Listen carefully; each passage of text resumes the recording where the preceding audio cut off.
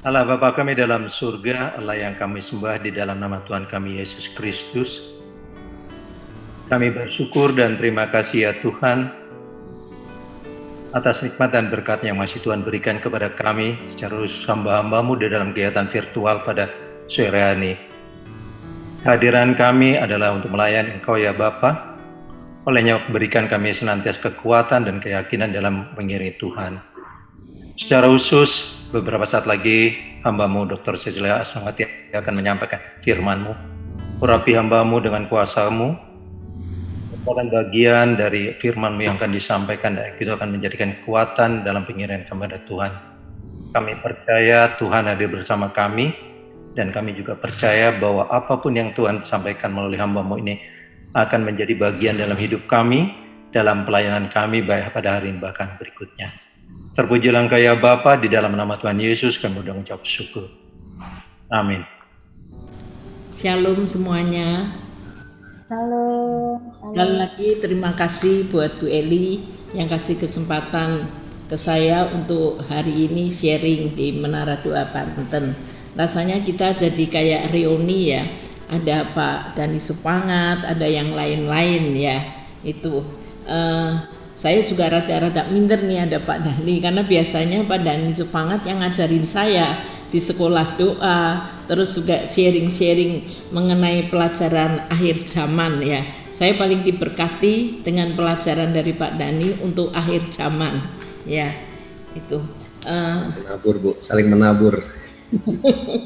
ya. Saya mau sharing ya, sebagai pendoa itu tadi saya juga udah singgung, saya benar-benar bersyukur dan juga bangga secara rohani. Saya dapat panggilan sebagai pendoa ya. Saya sering merenungkan ya dasarnya dari firman Tuhan kan. Saya sering berdoa, Tuhan kami bersama dengan, karena saya kalau berdoa juga seringnya dengan tim kan, dengan keluarga besar saya, terus dengan teman-teman di kantor, terus juga teman-teman di pelayanan. Kami terus mendirikan tembok di antara Tuhan dengan bangsa ini Tuhan, supaya kalau Tuhan mencari, Tuhan masih mendapatkan. Begitu banyak hamba-hamba Tuhan, gereja Tuhan yang terus mengingatkan setiap janji-janji Tuhan untuk Indonesia. Nah, saya percaya banget cepat atau lambat, terutama saat-saat ini adalah kairos Tuhan, waktu-waktu perkenanan Tuhan untuk Indonesia.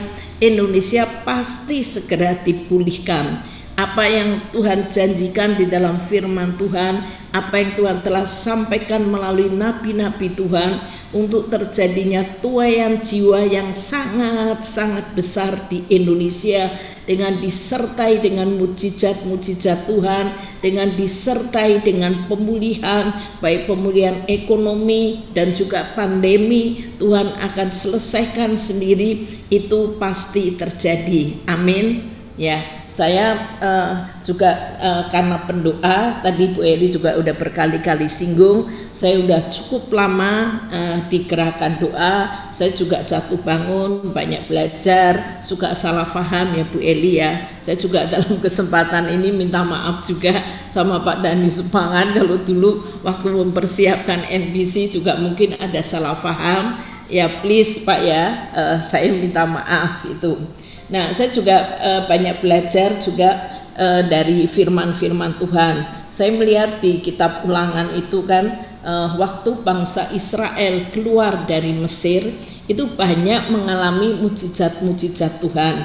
Meskipun di padang pasir, padang gurun, ya puji Tuhan, Tuhan udah kasih kesempatan saya untuk 11 kali ke Israel. Itu yang membuat saya dulu sering ke Israel, karena saya mewakili CDN. Itu karena CDN ya dianggapnya representasi dari gerakan doa di Indonesia kan itu. Jadi saya banyak ikut di konvokasi doanya. Itu juga ikut grupnya Pak Niko kan. Saya lihat kan, kalau dari Tiberias, dari barat ke timur, dari Tiberias masuk ke Yerusalem tuh padang gurun semua kan. saya bayangin benar-benar apa yang terjadi diceritakan di kitab Ulangan itu kan. Saya kagum sekali dengan Tuhan kan. Waktu pertama kali aja bangsa Israel keluar dari Mesir, itu kemudian kan Firaun Firaun sadar, loh kok saya mengizinkan bangsa Israel keluar dari Mesir, nanti siapa yang mau jadi budak, nanti siapa yang mau jadi buruh. Kemudian kan Firaun beserta dengan tentara-tentaranya langsung ngejar bangsa Israel di bawah pimpinan Musa. Saya pelajari di sepanjang kitab Ulangan, apapun persoalan, masalah yang dihadapi oleh bangsa Israel, ketika Musa mengangkat tangan, ketika Musa mengangkat tongkatnya, yang itu merupakan satu lambang dari doa, pasti terjadi mujizat Tuhan. Kita lihat waktu Musa dan bangsa Israel melihat Firaun dan tentaranya yang begitu besar, itu di belakangnya udah rasanya hopeless, nggak ada harapan lagi. Musa mengangkat tangan, mengangkat tongkatnya, dan Tuhan bekerja, langsung Laut Merah terbelah kan. Kita tahu semua ceritanya, akhirnya bangsa Israel diselamatkan, Firaun dan semua tentaranya tenggelam di Laut Merah ya. Kemudian juga ketika bangsa Israel juga di padang gurun, nggak ada makanan, nggak ada minuman, Musa mengangkat tangan, mengangkat tongkatnya, sehingga dari batu keluar air kan, air yang tentunya air yang bersih yang bisa diminum. Betapa dahsyatnya kuasa doa itu ya. Saya juga terinspirasi banget ini dengan doa puasanya Ratu Esther ya. Itu kalau saya terapkan di Indonesia, karena Tuhan kasih beban saya untuk Indonesia, jadi saya banyak belajar sejarah di Indonesia. Saya lihat saat-saat Indonesia mengalami hal-hal yang kritis, Tuhan benar-benar membalikkan keadaan, dan saya percaya itu karena hasil doa-doa dari umat Tuhan itu. Ya seperti perjalanan bangsa Israel kan, ketika bangsa Israel menghadapi peperangan demi peperangan dari musuh-musuhnya kan, Musa mengangkat tangan, kemudian Harun dan Hur menopang tangan Musa. Itu melambangkan bahwa Musa terus berdoa. Ketika Musa berdoa, bangsa Israel mengalami kemenangan. Saya sempat waktu itu, saya masih junior, dengar kesaksiannya Pak Miltari yang waktu itu dikasih melanda Indonesia. Kesaksiannya luar biasa ya, persis seperti yang terjadi di kitab Kisah Para Rasul itu yang terjadi. Pak Miltari kan dari Soe, kemudian dia melayani di Amerika itu. Kemudian juga doa puasa Esther ya. Kita juga tahu kemudian dari tahun 98 mulai terjadi kegerakan doa dalam kesatuan tubuh Kristus ya. Eli juga tahu, Pak Dandi tahu, waktu itu yang banyak bergerak memang Pak Iman, Pak Yunius Suhadi itu ya. Itu kita juga perlu sampaikan supaya kita juga ambil apinya ya, supaya juga terjadi regenerasi. Tapi saya pernah tanya Pak Yunius, Pak Yunius juga senang sekali kegerakan doa diteruskan oleh kita. Itu bersyukurlah itu ya. Amin ya. Ya. 19 kita kasihi. Kita mengucap syukur kita dipakai oleh Tuhan untuk menjaga bangsa ini. Karena firman Tuhan ada tertulis, Elia manusia biasa, kita juga manusia biasa. Tapi ketika Elia berdoa minta 3,5 tahun tidak turun hujan atas Israel, supaya bangsa Israel kembali menyembah Tuhan Allah Israel, dan Elia berdoa lagi supaya turun hujan atas Israel, Tuhan mengabulkan semuanya itu. Firman Tuhan sendiri yang menulis Elia manusia biasa. Itu jadi nggak ada bedanya sama kita kan. Apalagi sekarang benar-benar zaman anugerah ya. Pasti doa-doa kita akan powerful, akan mengubah nasib bangsa ini. hanya tangan Tuhan yang masih melindungi Indonesia.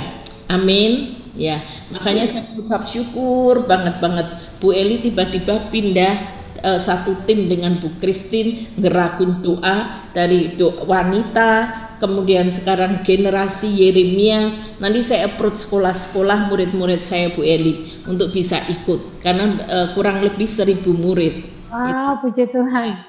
Gitu ya.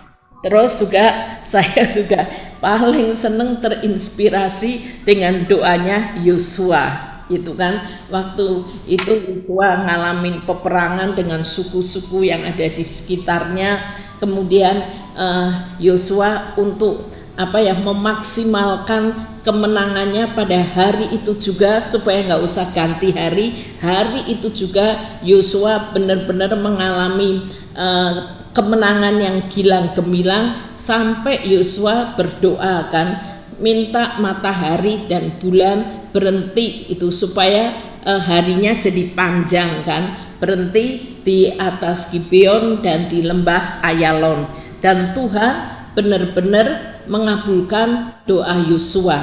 Bayangin itu kan ya, untuk satu kemenangan supaya menunjukkan bahwa musuh-musuh Israel melihat bahwa Tuhan Allah Israel sanggup melakukan segala sesuatunya. Ya, saat-saat ini kita juga berdoa terus kan, apa yang disampaikan oleh nabi-nabi Tuhan juga yang disampaikan khususnya untuk pencurahan Roh Kudus. Tuhan sendiri juga janji dalam kitab Kisah Para Rasul dan kitab Yoel bahwa pada hari-hari terakhir ini akan terjadi pencurahan Roh Kudus yang melebihi pencurahan Roh Kudus yang di Upper Room, yang melebihi yang di Azusa Street, yang melebihi di Wales, yang melebihi di Moravia akan terjadi di Indonesia ya. Karena kita ingat ya Pak Dani ya, kita banyak berdoa waktu NPC 2003-2005 dengan visi transformasi bangsa. Kita juga udah doakan terus melalui peperangan rohani, the last of the giant atas Indonesia itu Tuhan yang meruntuhkannya. Dan saya yakin inilah saatnya, karena waktunya sudah tidak lama lagi. Jesus is coming soon. Jadi kita percaya apa yang terjadi di kitab Kisah Para Rasul itu pada saat Roh Kudus sudah turun itu pasti akan terjadi di Indonesia. Tapi memang harga yang dibayar mahal sekali ya. Apalagi kalau lihat korban dari COVID-19, rasanya saya juga mau nangis benar-benar. Awal-awal ketika saya dengar banyak hamba-hamba Tuhan yang diurapi, hamba-hamba Tuhan yang jemaatnya begitu banyak tiba-tiba dipanggil oleh Tuhan karena COVID itu, saya berdoa sama Tuhan, Tuhan saya udah berdoa buat Indonesia Tuhan sejak saya tahu lah mulai bertumbuh rohaninya tahun 1990. Tuhan kasih kesempatan ke saya Tuhan, jangan dipanggil Tuhan dulu, saya mau lihat Indonesia benar-benar mengalami lawatan Tuhan. Saya ingin melihat mujizat Tuhan terjadi di Indonesia Tuhan. Karena waktu bulan Februari itu saya sebenarnya cepat-cepat divaksin pneumonia paru-paru dan vaksin anti flu. Tapi setelah divaksin itu saya batuk bener-bener sampai saya tuh ketakutan. Saya konsultasi sama beberapa teman yang jadi dokter, sepertinya Sisil kamu harus isolasi mandiri gitu. Kalau kamu nggak berani periksa kamu COVID atau enggak karena kamu baru divaksin, kamu isolasi buruan deh. Saya bener-bener takut deh, kayaknya gejala-gejala COVID itu kayaknya kok saya rasain gitu. Tapi saya minta sama Tuhan dan tiba-tiba sembuh dan sampai sekarang Tuhan pelihara dengan luar biasa itu. Terus juga saya sangat diberkati kalau dengar ceritanya John Wesley di Wales ya. Puji Tuhan tahun berapa ya, 2004 atau 2005 saya dapat kesempatan ikut Pak Niko ke Wales itu. Di situ kita ada ibadah di gereja yang dipercaya dulu terjadi pencurahan Roh Kudus yang membuat terjadinya kebangunan rohani di Wales. Memang waktu kita berdoa di situ hadirat Tuhannya luar biasa kan. Nah, saya pingin apa yang Roh Kudus kerjakan di Wales ketika terjadi pencurahan Roh Kudus, terjadi pertobatan yang luar biasa kan. Di sejarah diceritakan penjara, kantor-kantor polisi menjadi kosong. Pegawai-pegawai tambang yang tadinya kalau udah di luar jam kerja main kartu, minum-minum, main perempuan, mereka semua jadi suka berdoa dan menangis. Malah polisi-polisi banyak dijadiin pendeta, banyak orang-orang yang selingkuh, yang nipu, yang segala macam, konselingnya sama polisi, ngakunya sama polisi, sampai polisinya pada bingung, kemudian dikasih pendeta. Saya pingin sekali apa yang terjadi di Wales, apa yang terjadi di Azusa Street, apa yang terjadi di Moravia terjadi di Indonesia. Amin. Di Moravia meskipun kebangunan rohaninya nggak fantastis seperti yang terjadi di Wales, di upper rooms gitu, tapi menghasilkan penginjil-penginjil besar yang berdampak atas penginjilan di dunia itu. Terus juga di kota Niniwe, saya juga bayangin kalau ada di Indonesia pemerintah daerah ketika apalagi sekarang daerahnya dinyatakan zona merah, ya SOS untuk COVID, seperti Presiden Donald Trump ngajak doa gitu kan, saya rindu sekali. Saya juga berdoa, kita juga doakan biar pilkada Desember 2020 meskipun sebenarnya secara protokol kesehatan kurang mendukung, tapi kalau itu harus diadakan, kita berdoa supaya Tuhan merubah semuanya melalui pilkada Desember 2020. Tuhan memunculkan para pemimpin-pemimpin daerah seperti gubernur, bupati, wali kota yang Tuhan pakai seperti Daniel, seperti Sadrak, Mesak, Abednego, yang berhikmat seperti Salomo, yang tahu mengelola harta kekayaan, warisan-warisan Tuhan untuk Indonesia seperti Yusuf, sehingga dapat memberikan makanan terhadap kelaparan, baik kelaparan jasmani maupun kelaparan rohani buat rakyat yang di daerah-daerah. Kemudian untuk memelihara api doa, ini pengalaman pribadi saya, itu saya kasih istilah, kita tuh jangan sampai punya penyakit kayak amnesia rohani gitu. Jadi kita lupa secara rohani gitu. Saya juga umur saya udah nggak muda, makanya saya juga berdoa Tuhan supaya saya tuh nggak cepet lupa Tuhan, itu kan amnesia gitu. Jadi karena ada amnesia secara jasmani, karena umur, jadi juga ada amnesia rohani gitu kan. Nah, kita meskipun penggerak doa, kita tetap manusia ya. Tetap juga Tuhan banyak izinkan kita ngalamin kesulitan, kita juga dibentuk, diproses Tuhan, yang kadang-kadang juga kita melaluinya tidak mudah ya. Saya sendiri juga ngalamin kan itu. Nah, supaya kita itu tetap on fire, kasih mula-mula kita kepada Tuhan Yesus tetap terjaga itu. Apalagi Pak Niko, tuntunan yang terakhir waktu minggu yang lalu khotbah, dalam pelayanan pun juga kita harus hati-hati, jangan jadi rutinitas, tapi pelayanan juga didasari karena kasih yang mula-mula kita kepada Tuhan Yesus Kristus. Jadi pokoknya kita jaga, kita jangan sampai lupa akan kebesaran Tuhan, akan kebaikan Tuhan, akan kasih setia Tuhan ya. Kemudian juga seperti di dalam Markus 8:18 dikatakan, kamu mempunyai mata, tidakkah kamu melihat? Mempunyai telinga, tidakkah kamu mendengar? Tidakkah kamu ingat lagi? Saya kasih contoh seperti murid-murid yang melihat waktu Tuhan Yesus melakukan mukjizat dengan 5 roti 2 ikan bisa kasih makan 5.000 orang, belum yang perempuan, anak-anak, dan sisanya 12 bakul. Tapi kalau kita lihat perjalanan murid-murid Tuhan Yesus, khususnya Petrus, itu waktu Tuhan Yesus waktu disiksa, diadili sampai bisa menyangkal 3 kali, ya buat saya juga rada heran gitu kan. Udah lihat pelayanannya Yesus 3,5 tahun gitu kan. Nah menurut saya ini kadang-kadang yaitu kayak amnesia rohani. Saya pun juga kalau ngalamin masalah, saya juga kayaknya udah down, udah putus asa, saya inget-inget gitu, aduh saya udah salah begini kok bisa diampuni Tuhan. Saya benar-benar difitnah orang sampai terus terang juga rada bahaya juga. Saya itu pernah beli ruko, terus kemudian teman baik saya yang punya ruko itu ada masalah dengan kredit dari bank BUMN. Kemudian saya itu difitnah, sepertinya saya tuh menggelapkan ruko itu. Mana mungkin kalau namanya ruko sertifikatnya jelas, semuanya jelas kan, mana mungkin saya nyuri sertifikatnya. Jadi saya dilaporin menggelapkan itu.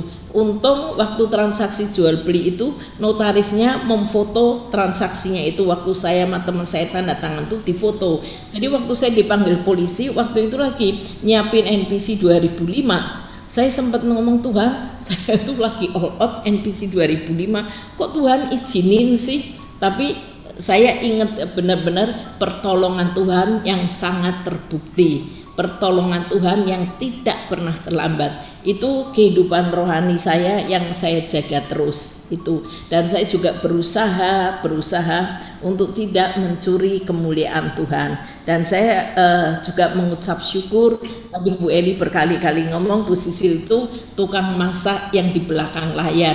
Saya lebih seneng itu daripada nanti kalau saya khotbah terus saya jadi sombong itu kan. Next. Nah, penyebab amnesia rohani itu karena kita nggak pegang firman Tuhan, ya. Kemudian juga kita nggak mengerti panggilan Allah dalam hidup kita. Kita benar-benar loh, saya nggak lip service, saya benar mengucap syukur calling saya sebagai pendoa syafaat. Meskipun di 5 jawatan itu kayaknya nggak ada pendoa, tapi gimana pun saya juga banyak memberitakan firman Tuhan, ya.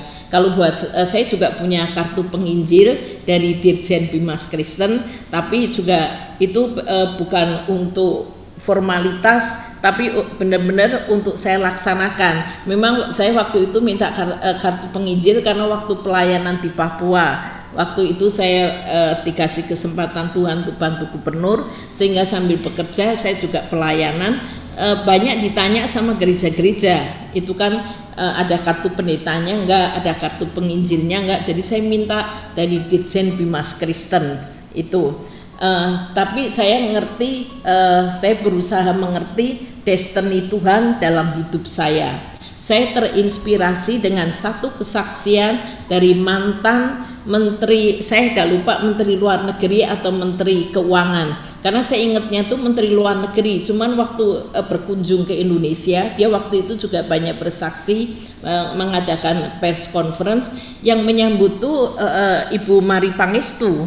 Itu waktu itu kan menteri ekonomi, jadi saya bingung, rada lupa keuangan atau menteri luar negeri zaman George Bush. Itu namanya pokoknya farmnya Rice, itu dia orang kulit hitam. Itu dia punya kesaksian, dia lahir itu karena ibunya diperkosa itu, jadi dia tidak pernah tahu bapaknya siapa.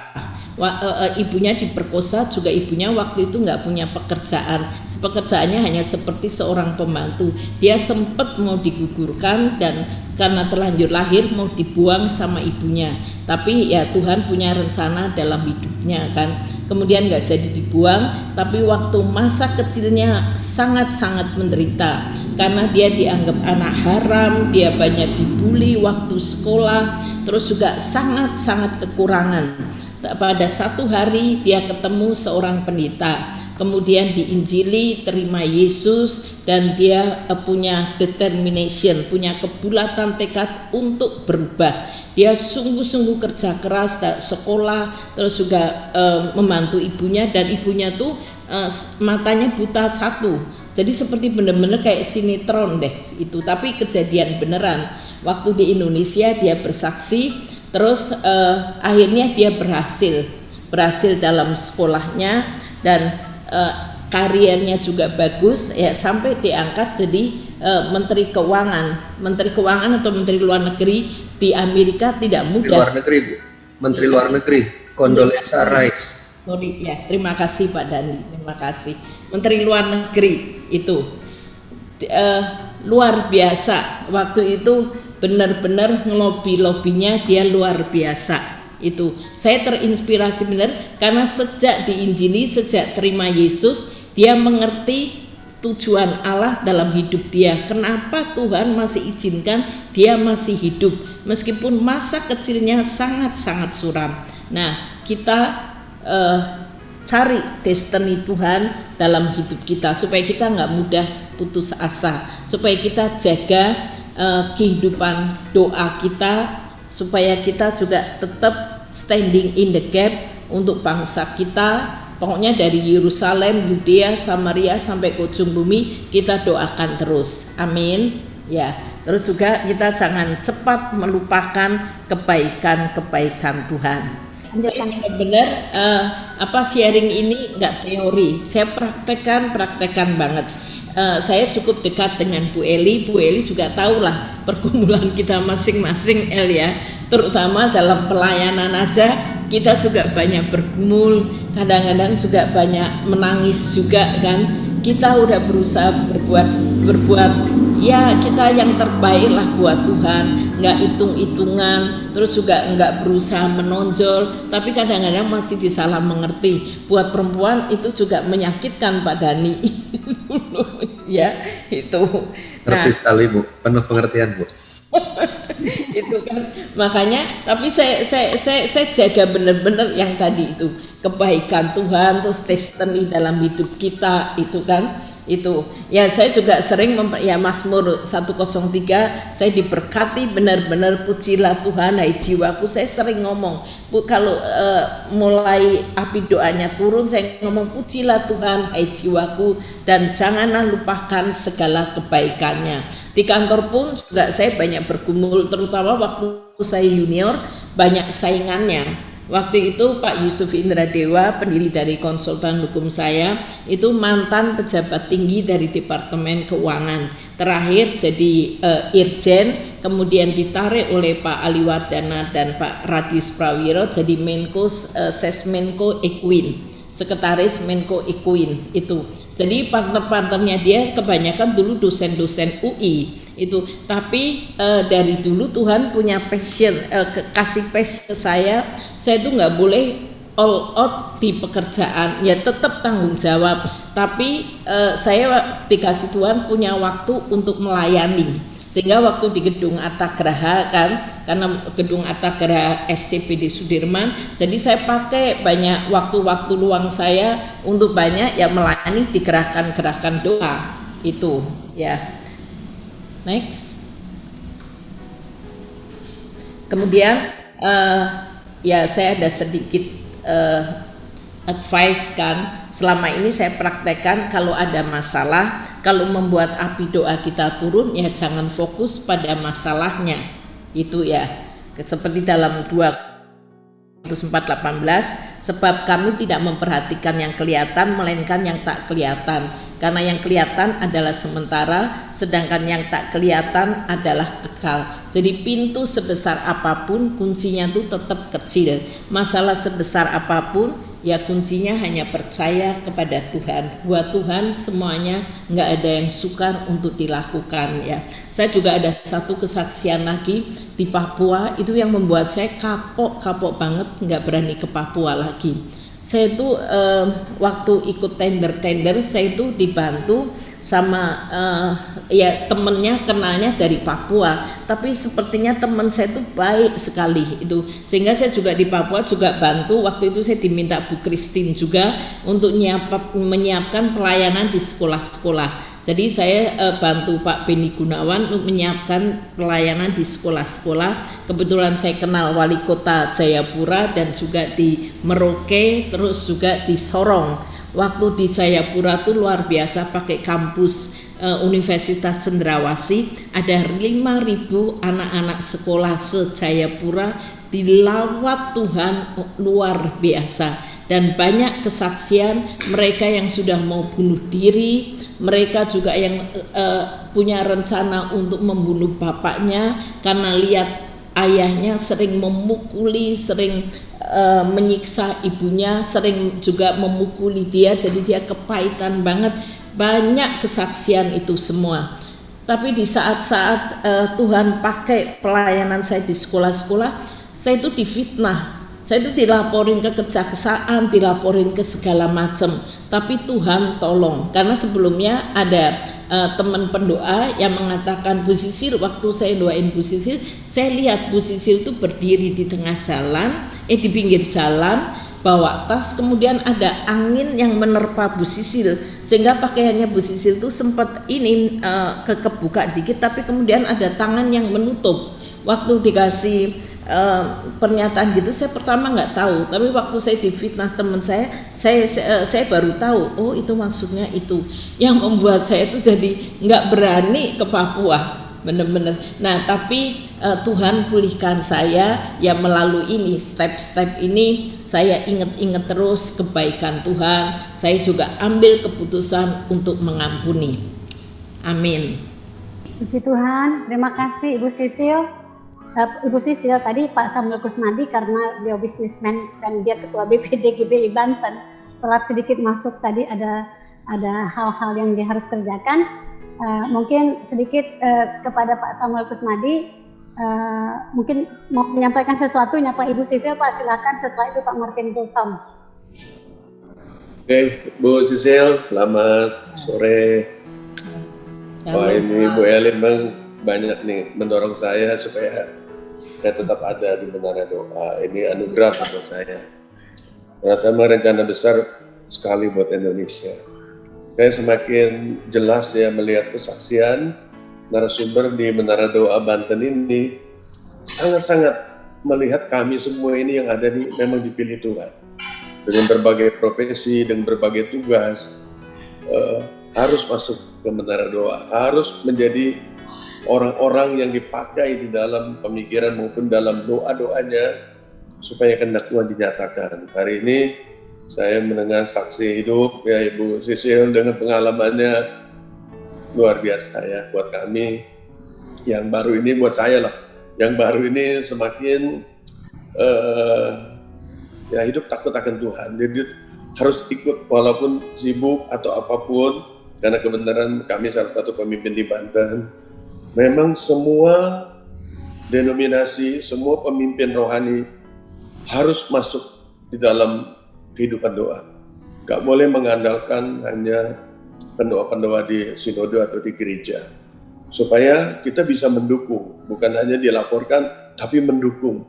Karena nanti saya melihat ini semakin jelas Indonesia memang dipilih Tuhan untuk menjadi berkat besar bagi bangsa-bangsa, bukan pekerjaan kecil. Dan ini pemimpin harus ada di depan, nggak boleh hanya mengirim orang-orang pilihannya atau orang-orang yang tertentu. Menurut saya enggak. Jadi kita harus menangkap betul. Karena kalau kita menangkap betul, kita mengasihi dengan kita menangkap, kita akan berkorban, kita lakukan apa saja. Bukan hanya dilaporkan, tapi terlibat. Ya, Bu Sisil tetap doakan Menara Doa di Banten ini, karena saya selalu bilang sama tim inti, kami para pengarah juga, kita harus rela jadi motor, menggerakkan bukan hanya di Banten. Kalau Tuhan luaskan Indonesia, bahkan bangsa-bangsa, kita harus siap. Karena memang siapa itu yang dipanggil untuk mempersatukan unity, untuk mengorganize, itu memang mesti ada. Ya, karena pekerjaan besar itu harus dilakukan bersama-sama. Dan saya melihat semakin jelas teman-teman, Bapak Ibu, Saudara sekalian, kita ini di Menara Doa Banten ini semakin jelas, semakin Tuhan arahkan. Ya, kita harus siap. Tadi diingatkan juga tentang ya amnesia rohani. Wah, ini sesuatu istilah yang baru buat saya ya. Gak boleh. Karena ke depan ini kemuliaan Tuhan yang akan datang ini jauh lebih besar dari yang pernah dialami oleh Indonesia. Itulah yang membuat Indonesia ini ya ada nanti di depan ya. Nggak semua bangsa juga dipilih seperti Indonesia, tapi kita nggak boleh juga anggap enteng pilihan ini. Ya, itu saja dari saya. Bu Eli, terima kasih lagi sekali Bu Sisil ya. Kami Ya, sangat dilengkapi sehingga kami bisa juga memberitahu teman-teman untuk memang harus menyiapkan diri ya. Waktunya sudah demikian singkat. Jangan kita hanya sibuk di beberapa bagian yang memang kita harus hidupi juga. Oke, Tuhan memberkati Ibu.